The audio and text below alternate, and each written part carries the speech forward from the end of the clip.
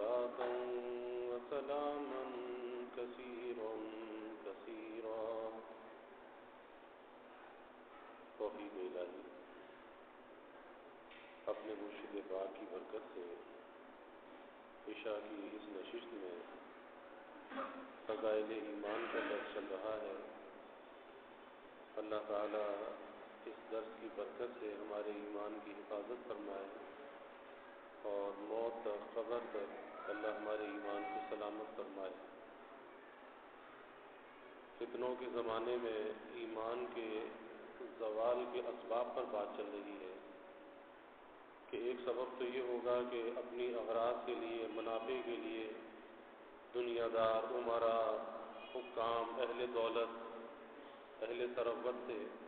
میل جول رکھے گا اور پھر امید یہ ہوگی کہ میری حاجت روی ہو جائے، لالچ ہوگا، طمع ہوگا اور پھر ان کی ہاں میں ہاں ملائے گا اور ان کی بری باتوں کی بھی تائید کرے گا اور اس میں اپنے ایمان کو کمزور کرے گا یا اپنے ایمان کو ضائع کر بیٹھے گا. پھر ایک سبب ہمارے حضرت شفیق الامت نور اللہ مرقدہ نے بیان فرمایا کہ اس کا ایک سبب برے دوست اور بری صحبت ہوگی، بری مجالست ہوگی کہ جس مجلس میں شریعت کی باتوں کا مذاق اڑایا جائے اور یہ شخص اپنے دوست کی طیب خاطر کے لیے، اس کے دل کو خوش کرنے کے لیے ہاں میں ہاں ملا دے، تو پھر یہ اپنے ایمان پر ڈاکہ ڈالنے والا ہوگا، اپنے کو ایمان سے محروم کرنے والا ہوگا. آپ دیکھیں حدیث میں ایک دعا آتی ہے جس میں اللہ کے حبیب صلی اللہ علیہ وسلم نے جہاں برے دن سے پناہ مانگی، بری رات سے پناہ مانگی، بری گھڑی سے پناہ مانگی، وہیں پر برے ساتھی سے پناہ مانگی. اللہم انی اعوذ بک من یوم السوء ومن لیلۃ السوء ومن ساعۃ السوء ومن صاحب السوء. یا اللہ میں برے دن سے آپ کی پناہ چاہتا ہوں، بری رات سے آپ کی پناہ چاہتا ہوں اور بری گھڑی سے آپ کی پناہ چاہتا ہوں. اور آخر میں فرمایا کہ برے ساتھی سے آپ کی پناہ چاہتا ہوں، برے دوست کو. تو میرے شیخ حضرت مسیح الامت نور اللہ مرقدہ فرماتے تھے کہ رسول اللہ صلی اللہ علیہ وسلم نے نتیجے کو آخر میں بیان فرمایا. اب فرمایا کہ اس کو آخر سے پڑھو کہ بری گھڑی آ گئی برے ساتھی کی وجہ سے، بری گھڑی آ گئی برے ساتھی کی وجہ سے اور بری رات دیکھنی پڑی برے ساتھی کی وجہ سے، برا دن آ گیا برے ساتھی کی وجہ سے. اور ایسی مثالیں معاشرے کے اندر ہیں کہ اچھے بھلے خاندان کا بچہ ہے، ماں باپ کی، گھرانے کی، خاندان کی اچھی شہرت ہے، لیکن وہ بچہ کسی غلط سوسائٹی میں چلا گیا، غلط دوستوں میں چلا گیا اور اس غلط دوستی کا نتیجہ یہ ہوا کہ گھر پہ پولیس آ گئی. بھئی کیا ہوا کہ آپ کے بچے نے فلاں جرم کیا، فلاں فلاں مجرموں کے ساتھ، گینگسٹر کے ساتھ اس کا اٹھنا بیٹھنا ہے. خاندان کی عزت، بڑوں کی عزت خاک میں مل گئی. اور ایسے ایسے واقعات ہوئے کہ اچھے بھلے گھرانے کا لڑکا لیکن ایسے لوگوں کی دوستی میں لگا کہ چوریوں کے راستے پہ، گاڑیاں لوٹنے کے راستے پہ لگا دیا گیا، دوستوں نے لگا دیا. اور پھر جب پکڑا گیا تو اب ماں باپ بھی روتے ہیں کہ یہ کیا ہوا. تو پہلے سے نگرانی کرنی چاہیے تھی کہ بھئی بچے کی اٹھک بیٹھک کہاں پر ہے، کن سے ملنا جلنا ہے، کہاں آتا جاتا ہے. تو یہ اولاد کا معاملہ ایسا نہیں ہے کہ اس سے غافل ہوا جائے. اور سب سے بڑی خرابی کی ابتدا یہ ہوتی ہے کہ جب بچہ رات کو دیر سے گھر آنے لگے، دیر سے گھر آنے لگے، بس سمجھو کہ خرابی کی ابتدا ہو گئی. کیونکہ رات کو باہر رہنے کا کیا کام ہے؟ رات جو ہے وہ تو گھر پر ہے، شادی شدہ ہے تو رات بیوی کا حق ہے، رات دوستوں کا حق نہیں ہے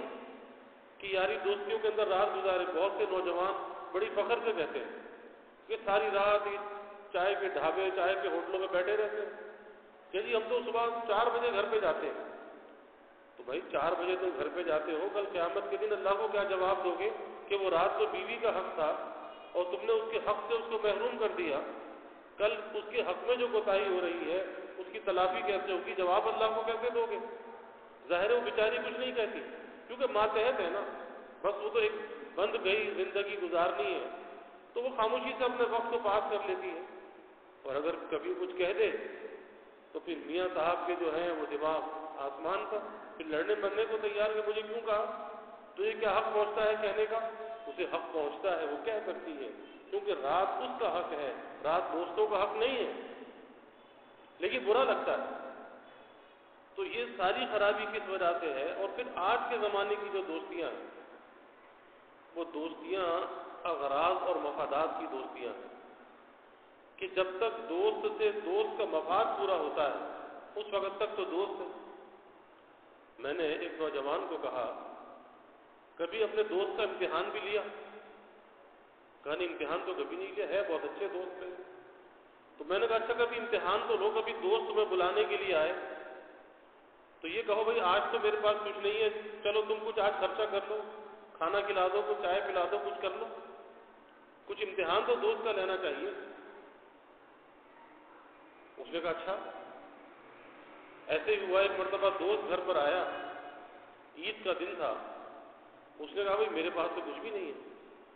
آج تو جیب خالی ہے، چلو آج تم کچھ کر لینا۔ انہوں نے کہا اچھا تم ٹھہرو ہم ابھی آتے ہیں، تمہیں آگے بلاتے ہیں۔ بس گئے تو پھر لوٹ کر نہیں آئے۔ یہ دوستی کا حال ہے۔ کتابوں میں ایک واقعہ آتا ہے کہ ایک نوجوان اسی طرح رات کو دیر سے گھر آتا تھا، باپ بیچارہ پریشان، اور حقیقت یہ ہے کہ ماں باپ کو اولاد سے تعلق ہوتا ہے اور ماں باپ کو نیند نہیں آتی، ماں باپ کو سکون نہیں ملتا جب تک کہ بچہ گھر پہ نہ ہو۔ ماں بھی پریشان ہے، باپ بھی پریشان ہے، اور ماں چپ کے دیکھتی ہے، وہ یہ بھی چاہتی ہے کہ باپ اگر اسے اتنی رات کو آتا ہوا دیکھے گا تو باپ ناراض ہوگا، اس برائی کو چھپاتی بھی ہے۔ لیکن ایک تعلق ہے، ممتا کا تعلق ہے، ہمدردی کا تعلق ہے، ان کو تکلیف ہوتی ہے، پریشان ہوتے ہیں، پھر وسوسے آتے ہیں، نہ معلوم کہاں ہوگا، کس حال کے اندر ہوگا، کیا کر رہا ہوگا، پریشان ہوتے ہیں۔ تو وہ نوجوان رات کو دیر سے آتا تھا، باپ نے کہا بھائی کہاں جاتے ہو؟ کہا جی میں تو اپنے دوست کے پاس جاتا ہوں۔ تو باپ نے پوچھا کہ کبھی یہ بھی پتا ہے کہ دوست کہتے کس کو ہیں، دوستی کا مطلب کیا ہے؟ کہا نہیں میرا بہت اچھا بڑا وفادار دوست ہے۔ اس نے کہا چلو آج دوستی کا امتحان کر لیتے ہیں۔ آدھی رات کے بعد یہ گھر آیا، اس نے کہا چلو دوست کا امتحان کرتے، میرے بھی دوست کا امتحان کرو، تمہارے بھی دوست کا امتحان کرتے۔ اور مجھے اپنے دوست سے ملے ہوئے کئی برس ہو گئے، چلو اسے بھی چل کے آزما لیتے۔ تو پہلے اس بیٹے کے دوست کے گھر پہ گئے، اس نے دیکھا کہ رات کے 12-1 بجے یہ آیا ہے، اللہ خیر کرے، پتہ نہیں کیا مصیبت ہے، کیا پریشانی ہے۔ اس نے کہا کہ جی وہ گھر پر ہی نہیں ہے۔ باپ نے کہا چلو اب میرے دوست کے پاس چلتے ہیں۔ اب اس آدھی رات کو جا کے اپنے دوست کا باپ نے دروازہ کھٹکھٹایا، اس نے دیکھا، اس نے کہا اچھا میں بھی آتا ہوں، تم ٹھہرو میں آتا ہوں۔ تو اس کے آنے میں تھوڑی سی تاخیر ہوئی، تھوڑی دیر کے بعد وہ آیا اور اس نے کہا کہ بھائی معاف کرنا مجھے آنے میں تاخیر ہوئی، لیکن اس لیے مجھے تاخیر ہوئی کہ میں نے سوچا کہ اتنے عرصے کے بعد تو میرا دوست آیا ہے،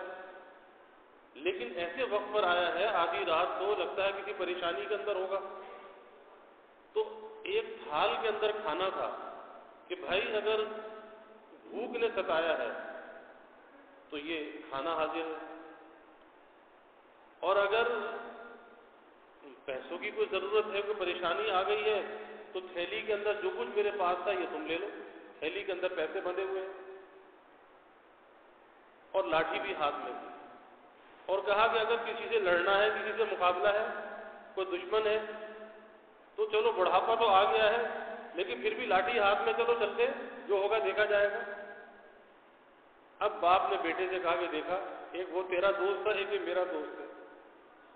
تو دوستی کا مطلب یہ ہے کہ ہمدرد اور خیر خواہی۔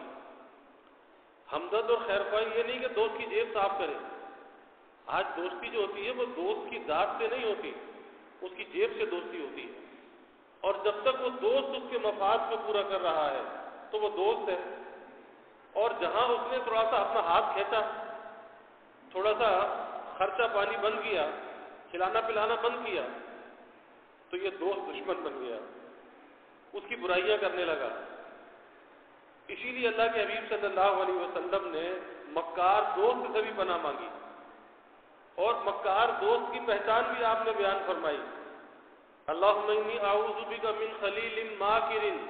عیناہ تریانی وقلبہ یرعانی ان رأى حسنة دفنها وان رأى سیئة اذاعها۔ آپ فرماتے ہیں یا اللہ میں مکار دوست سے آپ کی پناہ چاہتا ہوں۔ اب آپ کی یہ دعا جو ہے نا امت کے لیے تعلیم ہے، امت کے لیے سبق ہے، سکھایا جا رہا ہے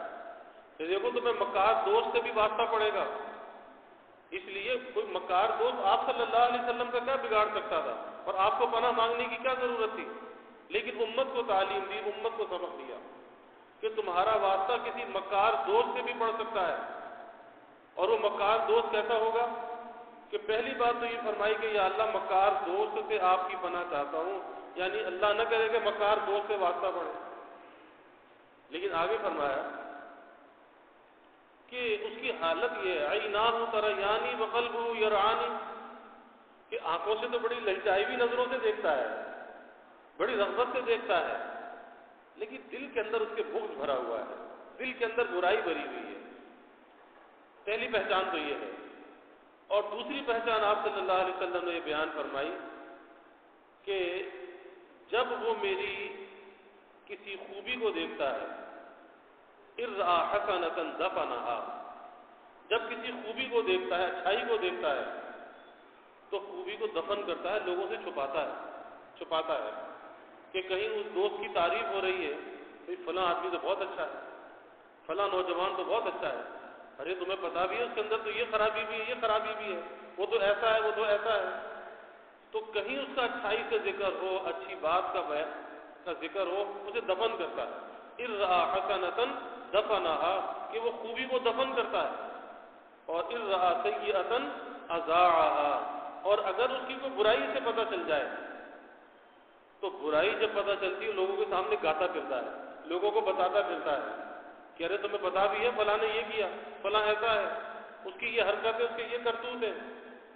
اور نوجوان اتنی جلدی بے وقوف بن جاتے ہیں اور اتنی جلدی لوگوں پہ اعتماد کرنے لگتے ہیں کہ اپنی زندگی کے راز جو ہے وہ دوسروں کو بتا دیتے ہیں، اور جب زندگی کے راز بتا دیتے ہیں اب نتیجہ یہ ہوتا ہے کہ اس کے ہاتھ کی کمزوری آ جاتی ہے، اور یہ زمانہ تو بڑا بلیک میلنگ کا زمانہ ہے کہ پھر لوگ بلیک میل کرتے ہیں، پیسہ ایٹنے لگتے ہیں۔ یہ زمانہ وہ زمانہ فتنے کا زمانہ ہے کہ یہ تو زمانہ ایسا ہے کہ اپنی راز کی بات کبھی کسی سے اظہار نہ کرے۔ ہاں کسی اللہ والے سے اگر تعلق ہے، اللہ والے ستار ہوتے ہیں، وہ چھپانے والے ہوتے ہیں، وہ ستارے حقیقی کے ستارے مجازی بندے ہوتے ہیں، اصلاح کے لیے کسی سے کہہ سکتا ہے، اپنے شیخ سے کہہ سکتا ہے، لیکن ایسے نادان دوستوں سے کہتے ہیں نا نادان کی دوستی جی کا جنجال، کہ یہ نادان کی دوستی ایسی ہے، بے وقوف کی دوستی کہ کہیں تمہیں کھڑا کر کے بیچ دے گا، تمہاری بھی قیمت لگا دے گا، تو بہت بچنا چاہیے۔ تو ایمان اگر داؤ پر لگے گا اور ایمان سے اگر محرومی ہوگی، اس کا ایک سبب بری دوستی ہوگی، بری صحبتیں اور بری سوسائٹی ہوگی کہ اس دوست کی ہاں میں ہاں کرتے ہوئے آپ دیکھیں کہ بعض اوقات اس طرح کے مذاق ہوتے ہیں اور اس طرح سے لوگوں پر طعن اور طنز کیا جاتا ہے کہ جس میں کھلم کھلا شریعت کے شاعر کا مذاق اڑایا جاتا ہے، کسی کی داڑھی کا ذکر کر کے، کسی کی وضع خطا کا ذکر کر کے، کسی کی نیکی کا ذکر کر کے، اور پھر اس کا تمسخر اڑایا جاتا ہے۔ تو ظاہر ہے کہ جب کوئی دین کے شاعر کا مذاق اڑائے گا تو پھر ایمان کیسے بچے گا؟ اور بہت سے مذاق تو اڑاتے نہیں ہیں لیکن اس کی تائید ضرور کر دیتے ہیں۔ تو مذاق اڑانے والا بھی اور تائید کرنے والا دونوں برابر ہیں۔ اس لیے بہت خطرہ ہے. دوست جو ہے وہ بڑا سوچ سمجھ کر بنانا چاہیے کہ دوستی کے لائق بھی ہے یا نہیں. اور دوست کہتے ہیں خیر خواہ کو. اور خیر خواہی کیا ہے؟ خیر خواہی یہ نہیں ہے کہ میرے کسی دنیا کے کام آ جائے. خیر خواہی یہ ہے کہ دونوں ایک دوسرے کے دین کے محافظ ہوں, دونوں ایک دوسرے کی آخرت کی فکر کرنے والے ہوں. یہ خیر خواہی ہے کہ اگر وہ نیکی کے اندر کوتاہی کرے, وہ نماز میں کوتاہی کرے,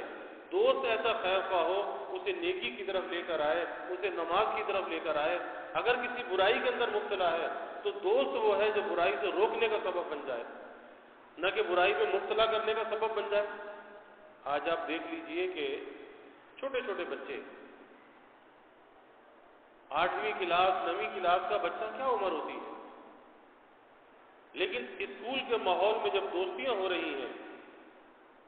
تو کیفیت یہ ہے کہ چھوٹے چھوٹے بچے سگریٹ پی رہے ہیں. میں نے خود دیکھا, ابھی گزشتہ دنوں میں فیصل آباد گیا تو میں جمعے کے لیے جا رہا تھا, ایک جگہ پروگرام تھا, جمعے سے پہلے بیان تھا, تو دیکھا کہ راستے میں ایک شاپ تھی, کولڈ ڈرنک کا جیسے پوائنٹ ہوتا ہے, جوس کارنر جیسے. تو وہ اسکول کے بچے, چھوٹی عمر کے بچے, اندازہ یہ کہ 7ویں 8ویں کلاس کے بچے, اور وہ ٹیبل کرسی لگی ہوئی ہے باہر فٹ پاتھ پر, اور وہاں بیٹھ کے سب سگریٹیں پی رہے ہیں. اتنا دل کو رنج ہوا دیکھ کر کہ دیکھو ماں باپ نے کس امید سے گھر سے نکالا ہے کہ یہ اسکول پڑھنے جا رہے ہیں تو پڑھ کر وہ ان کا سہارا بنیں گے. ماں باپ ان کا خرچہ دیتے ہیں, تعلیم کا خرچہ برداشت کرتے ہیں, ان کا لباس, ان کا ڈریس, ان کی کتابیں, ان کی ضروریات, پھر جیب خرچی بھی, اور یہ یہاں بیٹھ کر اپنے ماں باپ کو دھوکہ دے رہے ہیں کہ یہ سگریٹ نوشی میں لگے ہوئے ہیں.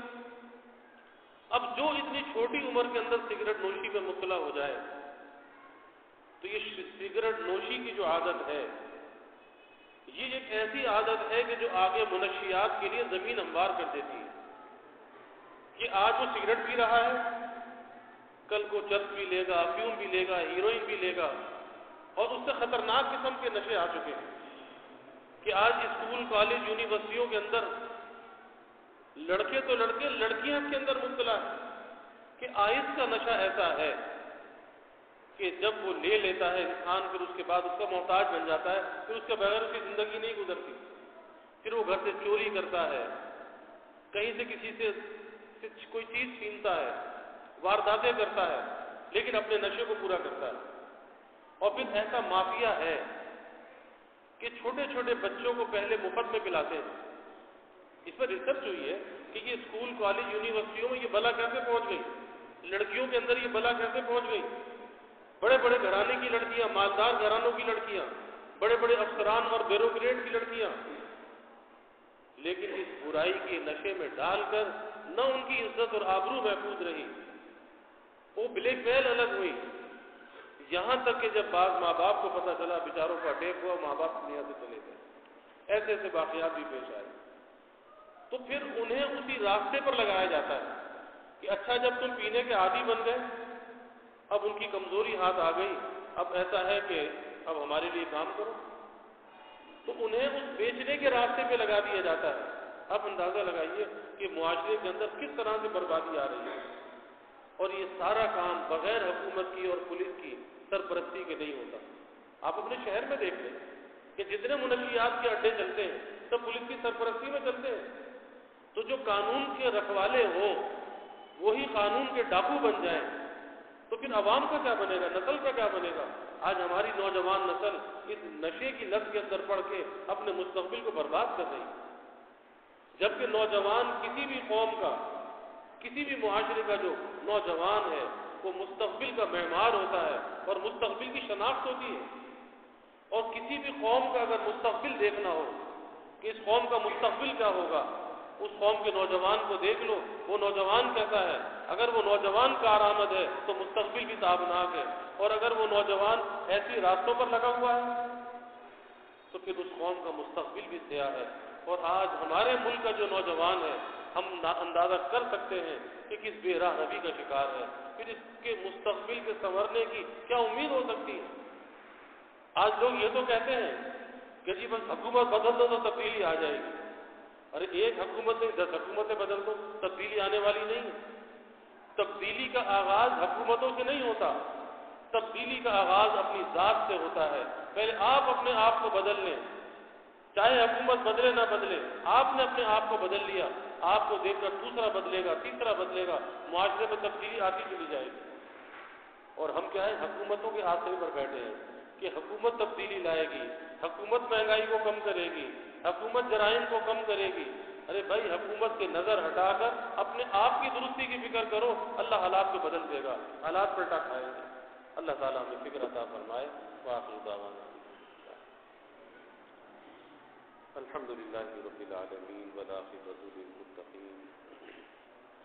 والصلاة والسلام على اشرف الانبیاء والمرسلین اللهم صل على سيدنا ومولانا محمد وعلى آل سيدنا ومولانا محمد وبارك وسلم ربنا آتنا في الدنيا حسنة وفي الآخرة حسنة وقنا عذاب النار ربنا أتمم لنا نورنا واغفر لنا إنك على كل شيء قدير اللهم أعنا على ذكرك وشكرك وحسن عبادتك اللهم وفقنا لما تحب وترضى من القول والعمل والفعل والنية والهدى إنك على كل شيء قدير اللهم ارزقنا حبك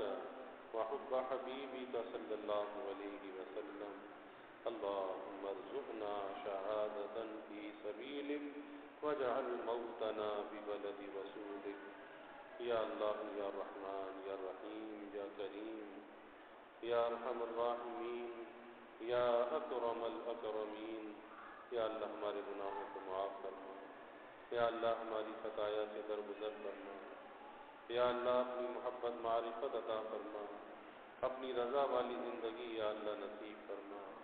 اپنے رضا والے کاموں کی یا اللہ توفیق عطا فرما، اپنی مرضیات پہ چلنا یا اللہ آسان فرما، نامرضیات سے ہماری حفاظت فرما، اپنے نبی کی تعلیمات پہ چلنے والا بنا، اپنے نبی کی تعلیمات کی محبت عظمت ہمارے دلوں میں پیدا فرما، یا اللہ اپنے نبی کے ساتھ ہمیں وفا کا تعلق نصیب فرما، آپ کی غلامی میں جینے اور مرنے کی یا اللہ توفیق عطا فرما، یا اللہ ہمیں ختم نبوت کا ادنا کا سپاہی بنا اور ناموس رسالت کا، ناموس صحابہ کا یا اللہ ہمیں محافظ بنا، یا اللہ سب کے علم میں، عمل میں، رزق میں خوب خیر و برکت فرما، ابواب رزق یا اللہ کشادہ فرما، رزق حلال عطا فرما، آسان عطا فرما، برکت والا عطا فرما، یا اللہ کبھی کسی کو مخلوق کا محتاج نہ بنا، یا اللہ اولاد کا محتاج نہ بنا، استاذ تجار کا دستے نگر نہ بنا، ہمیشہ اپنے در کا سائل اور بھکاری بنا، اپنے در کا منگتا اور سوالی بنا، یا اللہ اپنے غیر سے ہماری امیدوں کو قطع فرما، اپنی ذات عالی کا یقین ہمارے دلوں میں پیدا فرما، یا اللہ ہر امید کو اپنی ذات سے وابستہ کرنے والا بنا، یا اللہ ایمان کی ترقی، اعضاء کی سلامتی عطا فرما، ہر محتاجی معذوری سے ہماری حفاظت فرما، یا اللہ ہمارے ملک پر اپنی رحمتوں کا نزول فرما، اس ملک کو امن کا، سلامتی کا گہوارہ بنا، ہر قسم کی دہشت گردیوں سے، فرقہ واریت سے، مذہبی منافرت سے یا اللہ اس ملک کی حفاظت فرما، اس ملک میں رہنے والوں کی حفاظت فرما، یا اللہ ہمیں نیک بنا اور ایک بنا، یا اللہ ہر قسم کے شرور اور فتن سے یا اللہ حفاظت فرما، دنیا میں جہاں کہیں بھی مسلمان آباد ہیں سب کے جان، مال، ایمان، عزت آبرو کی حفاظت فرما، گھر بار کی حفاظت فرما، اولاد کی یا اللہ حفاظت فرما، یا اللہ مہنگائی کے، گرانی کے عذاب سے نجات عطا فرما، سب کے گزر بسر کو یا اللہ آسان فرما، یا اللہ سب کے آمدنی کے ذرائع میں برکت عطا فرما، یا اللہ کسی کو مخلوق کے آگے رسوا نہ فرما، سب کے سفید پوشی کے بھرم کو قائم فرما، مخلوق کے آگے سوال کی ذلت سے بچا، ہر ضرورت کو از غیب پورا فرما، یا اللہ اپنی تائید اور نصرت کو شامل حال فرما، اپنی مدد سے یا اللہ ہمیں کبھی بھی محروم نہ فرما، یا اللہ اپنی رحمتوں کا، برکتوں کا، راحتوں کا نزول فرما، زحمتوں کو دور فرما۔ یا اللہ ہمیں عافیت دارین عطا فرما، عافیت دائمہ عطا فرما۔ ربنا تقبل منا انك انت السميع العليم وتب علينا انك انت التواب الرحيم وجزى الله عنا محمدا صلى الله عليه وسلم ما هو اهله وصلى الله تعالى وسلم على النبي الكريم آمين برحمته۔